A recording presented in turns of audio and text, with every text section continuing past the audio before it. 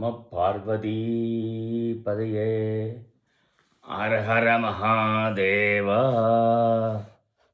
ஹரஹர மகாதேவா.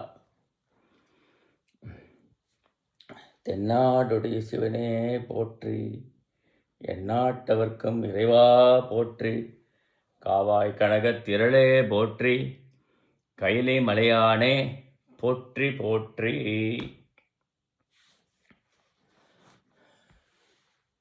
இன்றைக்கு திருவண்ணாமலை தீபத் திருவிழா, கார்த்திகை மாதம் தீபத் திருவிழா. இப்பொழுது சிவபெருமான் திருவந்தாதி கபிலதேவ நாயனார் அவர்கள் இயற்றிய அந்தாதி பாடல்களை நாம் பார்த்து வருகிறோம். பாடல்கள் அது விளக்கங்களும். அந்த வகையில்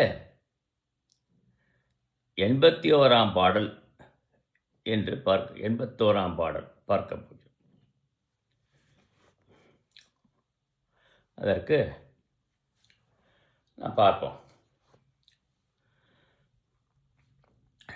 பேரானை ஈருருவை போர்த்தானை ஆயிரத்து எண் பேரானை ஈருருவம் பெற்றானை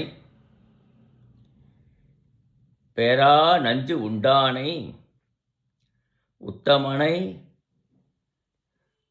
உன் காதார்க்கு என்றும் எஞ்சான்றும் உண்டா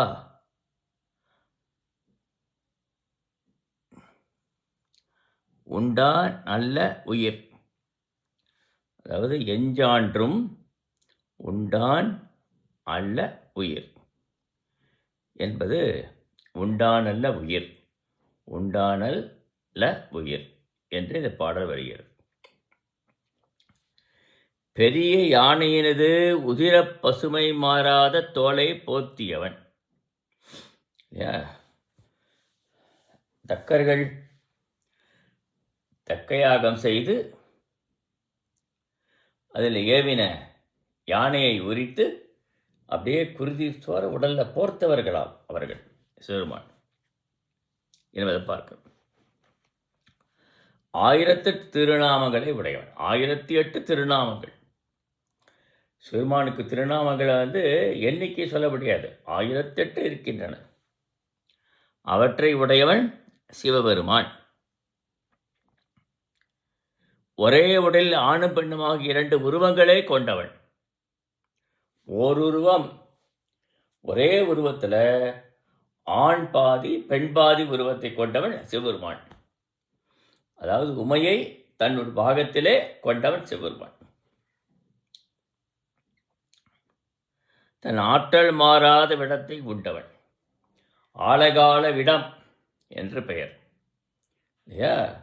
தேவாசுரர்கள் திருப்பார்க்கடை கடலிய பொழுது வாசுகிங்கிற பாம்பானது ஆழகால விடத்தை கக்கியது.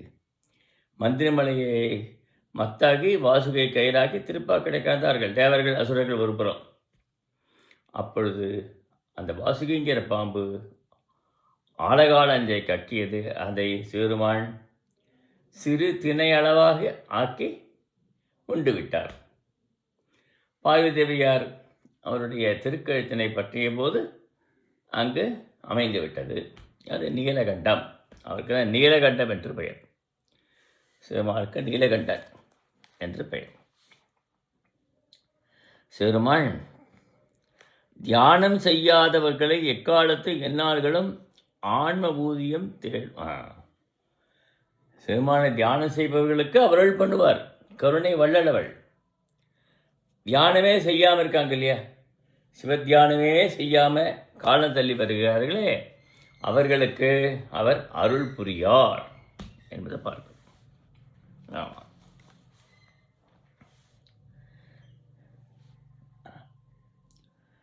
என்று இந்த பாடல் ஆசிரியர் சிவனுடைய அருமை பெருமைகளை கூறியுள்ளார். அடுத்த பாடல் 82. உயிராய 3 ஒடுக்கி 5 அடக்கி உள்ளத்து உயிராய ஒன்மலர்த்தால் ஊடே உயிரான் பகர் மனத்தான் பாசுபதன் பாதம் பணிய பகர்மனமே ஆசை கண் பட்டு என்று இந்த பாடலும் முடிக்கிறது. சென்ற பாடலில் உயிர் என்று முடிந்தது, இந்த பாடலில் உயிராய என்று ஆரம்பிக்கிறது. மனமே ராசசம் தாமசம் அப்படிங்கிறது ஒரு வகையான மும்மலம். இந்த 3 அடுக்கிங்கிறது, இந்த 3 என்னன்னு கேட்டால் ரேசகம் ரேசகம்ங்கிறது ஈன்னு நம்ம சேர்த்துக்கிறது தமிழில் வழக்கம். ரே என்று சொல்கிற தமிழ் முதலில் வாராது. ரேசகம், பூரகம், கும்பகம் என்ற 3 வகை காற்றுக்களையும், இந்த 3 வகை காற்றுக்கள் இருக்கு, யோக முறைப்படி ஒடுங்கச் செய்து, அது யோக பயிற்சினால்தான் உள்ளத்தில் ஒடுக்க முடியும், மற்றவரால் முடியாது. ஐம்பொறிகளை அடக்கி கொண்டு, ஐம்பொறிகள் இருக்கு இல்லையா, மெய்வாய் கண்மூக்கு செவி, இந்த ஐம்பொறி அடக்கி கொண்டு மனத்தினூடே நறுமணம் கமலனுடைய ஒள்ளிய தாமரை மலர் போன்ற திருவிடைகளை தியானிப்பாய. ஒள்ளிய தாமரை மலர் போன்ற திருவிடையுடையவன் சிவபெருமான், அவனை அப்படியே தியானம் செய்யணும். ஆசை கண்பட்டு அவற்றை மேலும் தியானிப்பார். அது ஆசை, அந்த சிவபெருமான் திருவிடையை தியானம் செய்யறதில் ஒரு ஆசை உண்டாகும், மேன்மேலும் அவர்கள் தியானிப்பார்கள் என்று இந்த பாடலிலே கூறியிருக்கிறார் ஆசிரியர். இதில் விளக்கங்கள் தான் முக்கியமாக பார்க்கணும். மூச்சு விடுதல் 3 நிலைகள். உள்வாங்குதல் என்பது பூரகம். அதில் பார்த்தோம் இல்லையா, பூரகம்ங்கிறது உள்வாங்குதல், மூச்சை உள்ளே இழுப்பது பூரகம். நிறுத்துதல் கும்பகம், உள்ளெழுத்து உள்ளுக்குள்ள நிறுத்துவது கும்பகம். வெளிவிடுதல் ரேசகம். வெளிவிடுதல், மூச்சு இழுக்கிறோம், உள்ளே போய் திரும்ப வெளியில் விடுகிறோம். இழுக்கிற ஆக்சிஜன் வருகிறது, அதுக்கப்புறம் உள்ளே போய் கார்பனை வெளியே வருகிறது. அதான் அது என்ன சொல்கிறார், பூரகத்துடைய நொடி என்ன? பூரகம்ங்கிறது 14 நொடி, 14 நொடி, அதாவது 16 மாத்திரை, 16 மாத்திரை அளவு அது இழுக்க. 12 நொடி கும்பகம் இல்லையா, நிறுத்துதல். அந்த இதயத்தில் நிறுத்துதல் கும்பகம்ங்கிறது 12 நொடி, அது 64 மாத்திரைகள். 12 நொடி 64 வினாடி என்று நாம் கொள்ள வேண்டும் இந்த இடத்துல. அதுக்கப்புறம் வெளிவிடுதல் ரேசகம் 4 நொடி 32 மாத்திரை, 32 வினாடிகள் என்று இதை கணக்கிட்டிருக்கிறார்கள். இதுதான் பிராணாயாமம் என்பது. பிராணாயாமம் என்ற தத்துவம் தான் இது. ஓம்கார தத்துவம் பிராணாயாமம். இப்படி ஒவ்வொரு நாளும் அந்தணர்கள் சந்தியாவந்தனாதிகள் செய்கிற போது பிராணாயாமம் செய்யணும் என்று. அதுக்கு அளவு, உள்ளே இழுக்கிற காற்றுக்கு ஒரு அளவு, உள்ள நிறுத்துதல், வெளியில் விடுதல், அந்த அளவை தான் இந்த பாடலில் சொல்லியிருக்கிறார். பூரகம் 16 மாத்திரை அளவு இடப்பக்க மூக்கு வழியாக, இடப்பக்கம் இருக்க இடப்பக்க மூக்கு வழியாக, இடப்பக்க மூக்கு வழியாக உள்ளே இழுப்பது பூரகம். இழுத்த மூச்சு காற்றை 64 மாத்திரை அளவு உள்ளே நிறுத்தி வைப்பது. இடப்பக்க வழியாக மூச்சு இழுத்து உள்ளுக்குள்ள நிறுத்தி வைப்பது 64 மாத்திரை அளவு என்று சொல்லுகிறார்கள். அப்புறம் கும்பகம், வலப்பக்கமாக, இடப்பக்கமாக மூச்சு இழுக்கணும், வலப்பக்கமாக மூச்சு விடணும். விடுவது கும்பகம். கும்பகங்கிறது உள்ளே நிறுத்தி வைப்பது. உள்ளே நிறுத்தி வைத்து அதுக்கப்புறம் இடப்பக்கத்தில் இழுத்த மூச்சை வலப்பக்கமாக விடுவது ரேசகம். இது எத்தனை மாத்திரை? மூச்சை வெளியே விடுவது தந்திரம் என்று கூட கொள்ளலாம். இந்த மூச்சை வெளியில் விடுறதுக்கு தந்திரம் என்று கூறுகிறது. இதுக்கு 32 மாத்திரை. வெளியில் விடுவது 32 மாத்திரை என்று சொல்கிறார். 32 மாத்திரை 4 நொடி பொழுது. 4 நொடி. இதான் நொடிங்கிறது. 4 நொடி. ஒரு நொடிக்கு ஒரு சொடுக்கு. அது 4 நொடியானது விடணும் என்று இந்த பாடலில் சொல்லியிருக்கிறார். மேலும் வலப்பக்க மூச்சை இழுத்து முதல் தரம் இடப்பக்கத்தில் மூச்சை இழுத்து உள்ளுக்குள்ளே நிறுத்தி வலப்பக்கமாக விடுவது. அடுத்த முறை வலப்பக்கமாக மூச்சை இழுத்து உள்ளே நிறுத்தி இடப்பக்கமாக விடுவது. இதற்கு என்ன பெயர்? தந்திரம் என்று சொல்கிறார் ஆசிரியர். தந்திரம். இவ்வாறு முடிந்தவரை மாறி மாறி பயிற்சி செய்து வர வேண்டும். இப்படி வலப்பக்கமாக மூச்சை இழுத்து இடப்பக்கமாக விடணும், இடப்பக்கமாக மூச்சை இழுத்து வலப்பக்கமாக விடணும், உள்ளே நிறுத்திக்கிற அளவு வெளியில் விடுகிற அளவு எல்லாத்தையும் ஆசிரியர் கணக்கிட்டு சொல்லுகிறார் பிராணாயாமத்தை. இவ்வாறு பிராணாயாம பயிற்சியை ஆசிரியர் வருவதன் மூலமாக நாமே நூல்களை பார்த்தோ மற்றவர் சொல்வதை கேட்டோ செய்யக்கூடாது. ஆசிரியர் நியமித்து குருவை நியமித்து அவர் வாயிலாக இந்த பயிற்சியை பெற வேண்டும் என்று திருமூலர் தான் சொல்லுகிறார். திருமந்திர 10ஆம் திருமுறை திருமூலர் திருமந்திரத்தில் இதெல்லாம் நாம் நன்கு விளக்கமாக சொல்லுகிறார். அது திருமூலர் சொல்லிக்க அந்த கருத்துக்களை எல்லாம் இந்த பாடலுக்கு விளக்கமாக நான் கூறியிருக்கிறேன். எப்படி மூச்சை காற்றை உள்ளே இழுக்கணும், அங்கே நிறுத்தி வைக்கணும், வெளியே விடணும் என்பதெல்லாம் ஒரு பயிற்சி பெற்ற ஆசிரியர் குருவடிவாக அறிந்து கொண்டு அதனை நாம் செய்தால் நமக்கு நன்மை பயக்கும் என்கிறார். ஒவ்வொருவரும் யோக பயிற்சி செய்வது அவசியமாக கருதப்படுகிறது.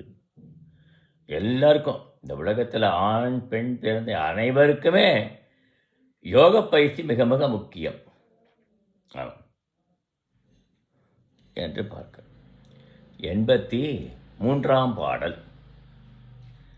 பட்டாரன் பண்டரங்கம் அம்மான் பரஞ்சோதி பட்டார் எலும்பணியும் பாசுபதன் பட்டார்த கோவணத்தான் கொள்ளேற்றான் என்றென்று நெஞ்சமே கோவணத்து நம்பனையே கூறு என்று ஆசிரியர் இந்த பாடலில் சொல்லுகிறார். நெஞ்சத்தை பார்த்து சொல்வதாக இந்த பாடல் நமக்கு அமைந்துள்ளது. நம் நெஞ்சை பார்த்து சொல்வது. நெஞ்சமே, தலைமை நிலையுடைய சிவபெருமானை தன்னுடைய ஈடுபட்டவன் நெருங்கி வரும் பண்டரங்க கூத்தாடுபவன். அவன் பண்டரங்க கூத்தாடுபவன் சிவபெருமான். ஏற்கனவே பண்டரங்க கூத்து பற்றி பார்த்துருக்கிறோம். பண்டரங்கம்னா உடம்புல முழுவதும் விபூதியை பூசிக்கொண்டு ஆடுகின்ற ஆட்டம் பண்டரங்கம் என்று அதற்கு ஆட்டத்திற்கு பெயர். பண்டரங்க கூத்து. ஆமாம். சிலப்பதிகாரத்தில் இந்த கூத்து நிலையை பற்றி சொல்லியிருக்கிறார். பண்டரங்க பற்றி சொல்லியிருக்கு. சிலப்பதிகாரத்திலே சொல்லப்பட்டிருக்கிறது. மேம்பட்ட ஒளிவடிவானவன். அவன் ஒளி வடிவு பொருந்தியவன். நம்ம கண்களுக்கெல்லாம் அந்த ஒளியை காண முடியாது. அப்படிப்பட்ட ஒளி வடிவு பொருந்தியவன். நெருங்கி வரும் பண்டர கூத்தாடு மேம்பட்ட ஒளி வடிவு பெறும் தலைவன். அவன் தான் தலைவன், எல்லாருக்கும் தலைவன். இறந்தவரோட எலுமனை அணியும் பாசுபதன். இறந்து போனார், சுடுகாட்டில் இறந்து போனார்கள். அவருடைய எலும்பு கூட அணிந்து கொள்கிறான். இது என்னென்னா ஊழிக்காலம். ஊழிக்காலம் முடிந்து உலகமே சுடுகாடாக மாறிடும். ஆமாம். அங்கு உள்ள எலும்பு கொடையை அணிந்து கொண்டு தான் தான் பரம்பொருள் என்பதை நிரூபிக்கிறான சிறுமான். உலகமே அழிந்து போல ஊழிக்காலம், உழிதோர் ஊழி என்று சொல்வது வழக்கம். எத்தனை ஊழிகள் பல கடந்தாலும் அத்தனை சிறுமான் நீக்கவனிடம் தெரிக்கிறான் என்று. பசுபதி, பசுவாகிய நமக்கு பதியானவன் அவன். பசுவாகிய உயிருக்கு பதியானவன் சிவபெருமான். பட்டு போன்ற மென்மையான கோவணத்தை அணிந்தவன். கோவணம் மென்மையான கோவணத்தை அணிந்திருக்கிறான். கொல்லும் காளையை வாகனமாக உடையவன். ஆமாம், வாகனம் காளை மாடு தான் சிவபெருமானுக்கு வாகனம். அதை உடையவன் என்று இவ்வாறெல்லாம் சிறுமானை பெயரிட்டு, மனமே நெஞ்சமே நீ புகழ்வாயாக என்று கூறுகிறார். 84ஆம் பாட்டு. கூற்றும் பொருளும் போல் காட்டி என் கோல்வளையை கூற்றின் பொருள் முயன்ற குற்றாளன் கூற்றின் செருக்கழிய செற்ற சிவன் கடிமை நெஞ்சே செருக்கழியா முன்னுமே செய் என்று பாடலில் முடிக்கிறார். இந்த பாடல் நெஞ்சத்தை பார்த்து கூறுவதாக இந்த பாடலும் அமைந்துள்ளது. நெஞ்சமே, கூற்றும் பொருளும் போல் என்பது சொல்லும் பொருளும் போல். கூற்றும் பொருளும்னா என்ன பொருள்? சொல்லும் பொருளும். சொல்லுகின்ற சொல்லு அதற்குரிய பொருள். சொல்லும் பொருளும் போல் தானும் இரவியும் அபேதமாயிருக்கும் நிலையினை எனக்கு காட்டி. அந்த இறைவனும்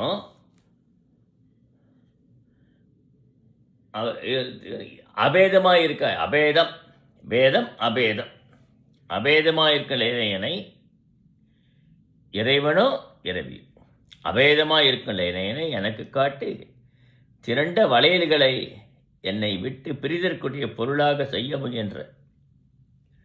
இது தலைவி கூற்றாக அமைந்துள்ளது இந்த பாடல். கைக்கிளை தலைவி கூற்று. ஏற்கனவே சொல்லியிருக்கேன், கைக்கிளைனா ஒருதலை காதல். ஆமாம், அவர் கூட்டாக இந்த பாடம் அமைந்திருக்கிறது. என் திரண்ட வளையல்கள்லாம் என்னை விட்டு நீங்கி விடுகின்றன. ஏன்? சிவபெருமான் உலா வந்தபோது அவனை பார்த்து விடுகிறாள். ரொம்ப மனசு கஷ்டப்படுகிறாள். குற்றாலத்தீசன், குற்றாலநாதன் உலா வருகிற போத்திட்டவர் பெருமிதம் தொலை அவனை அழித்த போராட்டம் முடியாத முதற்பருவமாகிய இளமை காலந்தொட்டே மேற்கொள்வாயாக. என்ன சொல்கிறார் ஆசிரியர் இந்த பாடலில்? இறைவனை உன்னை இளமை காலந்தொட்டே நீ வணங்க வேண்டும், தியானிக்க வேண்டும், வழிபட வேண்டும். பிள்ளை பருவம் கடந்த பிள்ளை பருவத்திலேருந்து என்று பொருள். சிவபெருமானை வணங்க வேண்டும் என்று கூறுகிறார். அப்புறம் 85ஆம் பாட்டு. செய்யான் கருமிடற்றான் செஞ்சடையான் தேன்மொழி தேன் பொழில் சூழ் செய்யான் பழனத்தான் மூவுலகும் செய்யாமுன் காட்டினாய் நின்றானே நாடுதும்போல் நன்னஞ்சே நாட்டுநாய் நின்றானை நாம், நாட்டுநாய் நின்றானை நாம் என்பார். இப்படி வரும் இந்த பாடல். நல்ல நெஞ்சே, செந்நிறத்தவன், செம்மையான நிறத்தை உடையவன், கரிய மிடர் உடையவன், கரிய கண்டத்தை உடையவன், செம்மையான சடையை உடையவன். சிறுமான் செம்மையான சடை உடையவன், கருமையான கண்டத்தை உடையவன். சிறுமான் செம்மையான நிறமுடையவன், செம்மையான சடையை உடையவன், கருமையான நிறத்தை உடைய, கருமையான கண்டத்தை உடையவன் என்று இந்த பாடலில் சொல்லுகிறார் ஆசிரியர். செந்நிறத்தவன், கரிய மிடத்தை உடையவன், சிவந்த சடையை உடையவன். அவன் அவன் எங்கே இருக்கான்? வயல்களோடு சூழ்ந்த திருப்பழம் என்ற தலத்தில் உள்ளவன். திருப்பழம்ங்கிற தலம், அந்த தலத்தில் விற்றிருந்து அருள் சுரப்பவன். மூவுலகங்களும் படைக்கப்படுவதற்கு முற்பட்ட காலத்தில் தூணாக பிரம்மன் திருமால் என இருவருக்கும் முன்னின்றவனாக சொல்வான்.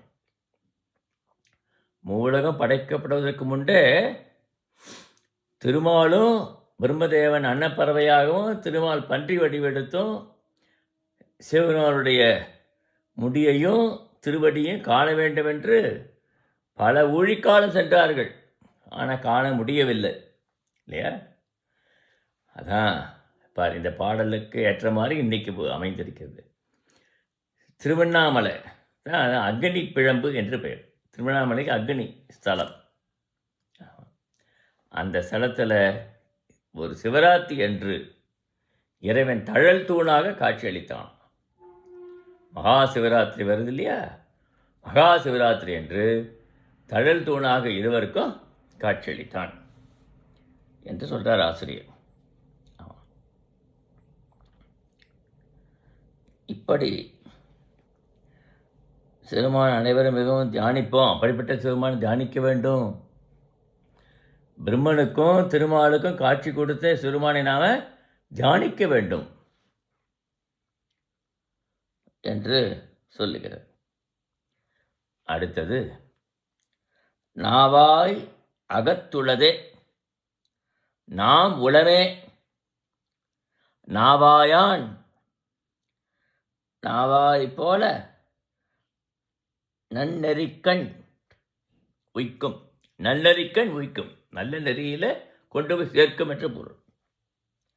நாவாயால் துய்க்கப்படும் பொருளை கூட்டுதும் மற்றவர்கள் துய்க்கப்படுவதாம் சூது என்று பாடலில் முடிக்கிறது.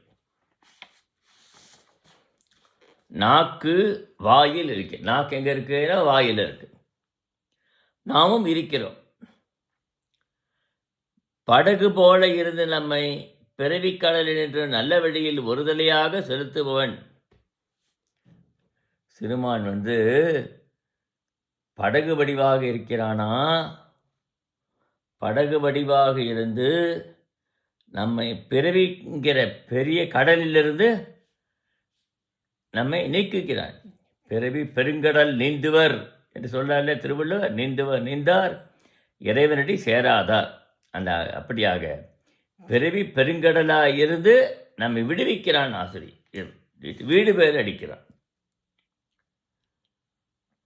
நம்முடைய நாவினையும் வாயினையும் கொண்டு நம்மால் அனுபவிக்கப்படும் அப்பரம்பொருளை தோத்திரங்கள் வாயிலாக நம்மிடம் அணுகச் செய்வோம். நமக்கு நல்ல வாய் கொடுத்துருக்கிறான், நாவு கொடுத்துருக்கிறான். நாவினால இறைவனை சோத்திரம் பண்ண வேண்டும் இல்லையா? அதுதான் அப்பர் பெருமான் பாடுகிறார், தலையே நீ வணங்காய். ஆமாம் என்ற பாடலில் ஒவ்வொரு உறுப்பும் படைத்த சிறுமானுக்கு நம்ம பாட வேண்டும். வாயே வாழ்த்து கண்டாய் மதையானை உரிபோர்த்து பெய்வாள் காட்டகத்து ஆடும் பிராதனை வாயே வாழ்த்து கண்டாயினார் அப்பர் பெருமான். அதனால் நம்ம வாயினாலே சிறுமானை வாழ்த்தி பாட வேண்டும் என்று சொல்கிறார் ஆசிரியர்.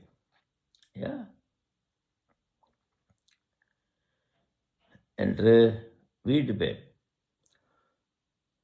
என்பதை பார்க்க. அடுத்தது 87ஆம் பாட்டு. சூது என்று முடிஞ்சது அந்த பாடலில். இங்கே சூதுன்னு ஆரம்பிக்கிறார்.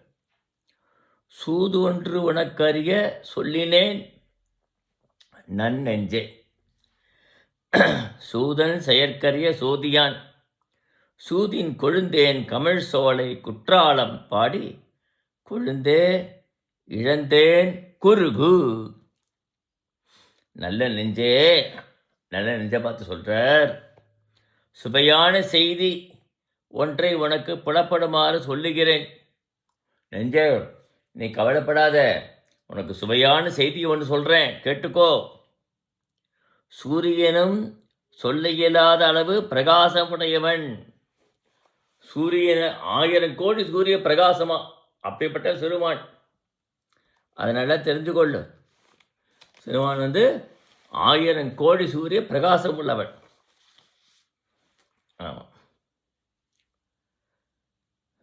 மேம்பட்ட தெய்வம் சிறுமானது மாமரத்தின் சிறந்த தேன்மணங்கமிழும் சோலைகளை உடைய குற்றால திருப்பதியை உடையவன். குற்றால திருப்பதி, குற்றாலம் இருக்கு இல்லையா, குற்றாலம், திருக்குற்றாலம், அது பாடப்பட்ட ஸ்தலம். அந்த திருக்குற்றாலத்தில் பதியாக கொண்டுள்ள சிவபெருமான். மாமரச் சோலைகள்லாம் இருக்குது குற்றாலத்தில். அந்த திருப்பதி குற்றாலத்து இறைவனை பாடி பாடி பாடி என்னுடைய மனமானது அவனிடம் சென்றுவிட்டு ஒன்றும் 3 வருங்கம் இல்லை, சாப்பிடவில்லை, ஒன்றும் இல்லை, வாயில் கழண்டு விழுந்ததுதான் மிச்சம் இல்லையா. குற்றால குறவஞ்சியில் ஆசிரியர் சொல்லுகிறார், அதையும் பார்க்கணும். அதே பொருள் இங்கே குற்றால குறவஞ்சியில் பின்னாடி தோன்றியது, இவர் காலத்துக்கு அப்புறம் சொல்கிறேன். இது கைக்கலை தலைவி கூற்றாக இந்த பாடலானது அலம்பி அமைந்திருக்கிறது. கைக்கலை தலைவி கூற்று 88. அந்த பாடலில் குறுகு என்று முடிந்ததா, குறுகில வெய் தோல் மெளிய கொங்கைமார் புல்கி குறுகிலையோர் கோடு கொடாமே குறுகிலரும் போதார் கழனி புகழோர் அலர்ந்துரையும் போதா நின் பொன்முடிக்கண் போது. நல்ல நெஞ்சே, இது நெஞ்சை பார்த்து கூறுவது இந்த பாடல். பூக்களோடு இடை இருப்பிடமான, பூக்களுக்கு இருப்பிடம், நீண்ட கூந்தலுடைய மகளிர் இல்லையா, மகளிருக்கு பூக்கள்லாம் மிகவும் பிடிக்கும். உனக்கு யாது வகையால் பயன்படுவார்? அப்படி மகளிர் யாது வகையால் பயன்படுவார்?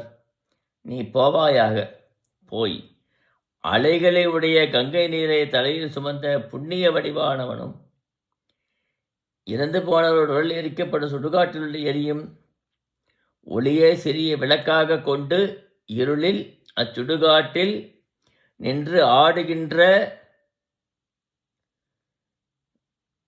எம்பெருமான் என் உள்ளத்தில் மேவியனுமாகிய சிறுமானுக்கு அடிமை செய்வதை நீ கற்பாயாக, கற்றுக்கொள். சிறுமானுக்கு அடிமை செய்ய வேண்டும் என்று சொல்கிறார். அந்த மகளிர்கள் என்ன யாது வகையால் எப்படி சிறு மகளிர் அடிமை செய்யணுங்கிறார். கங்கை நீரை தலையிலே சூடிய சிறுமான், கங்கை நீரை தலையிலே சூடி இருக்கிறான் சிறுமான். புண்ணிய வடிவானவன், இறந்து போன உடல்கள்லாம் எரிக்க சொன்ன ஊழிக்காலம் முடிஞ்சவுடனே இந்த உலகமே சுடுகாட்டாக மாறுறது. அப்போ அங்கே எரிக்கப்படுகின்ற எல்லாம் எரிந்து போகிறது, எல்லா உயிரினங்களும். அந்த எரிகின்ற ஒளியில் சிவபெருமான் நடனம் ஆடுகிறார், சுடுகாட்டில் நடனம் ஆடுகிறார். அவர் என் உள்ளத்தில் நடனமாடுகின்ற திருக்கோணம் என்னிடத்தில் பதிந்திருக்கிறது. தேவார பாடலில் நள்ளிருளில் நடனமாடுபவன் என்று சொன்னால் உலகத்தை அழிக்கிறான் அர்த்தம். காலையில் நடனமாடினா மீண்டும் உலகம் முழுவதும் அழிந்த பிறம் திரும்ப தோற்றுவிப்பதற்காக நடனமாடுகிறான் சிறுமான். நடனமாடி தான் உலகங்களெல்லாம் ஒழிக்காலத்தில் அழிக்கிறார், திரும்ப மீண்டும் உலகங்களை தோற்றுவிக்கிறார். அப்படி சிறுமான் அடிமை செய்வதை நெஞ்சமே நீ கற்றுக்கொள், அதை எப்படி செய்ய என்று இந்த பாடலிலே இந்த விளவு ஆசிரியர் மிக அழகாக கூறியிருக்கிறார் என்பதை பார்க்கிறோம் இல்லையா.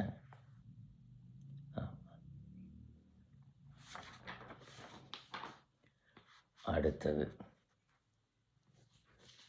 நாம் பார்க்கக்கூடியது என்ன? 80வது 90வது பாட்டு. ஆமாம், இந்த பாடலில் 90 கற்றானை